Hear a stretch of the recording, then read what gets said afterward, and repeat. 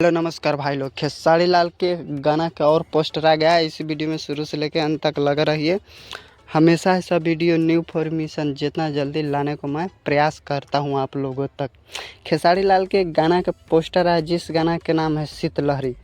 ये जाड़ा स्पेशल गाया गया है, धमाकेदार। खेसारी लाल तो धमाकेदार तो मचावे करते हैं हमेशा और मचाते रहते हैं। तो खेसारी लाल तो धमाकेदार मचाते रहते हैं भोजपुरी इंडस्ट्री में। तो खेसारी लाल के गाना का पोस्टर था जिस गाना का नाम था शीतलहरी। इस गाने की बात करें तो गाना के गाए हैं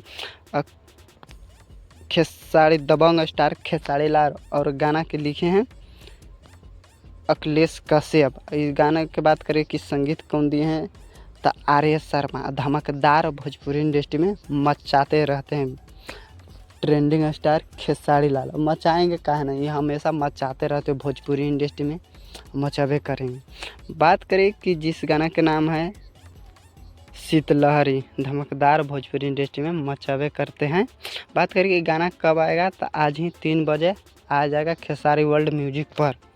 धमाल और बवाल मचाते रहे। अगर इस वीडियो पर नए हो तो इस वीडियो का लाइक और सब्सक्राइब जरूर करें। पूरा वीडियो देखने के लिए आप लोगों को धन्यवाद।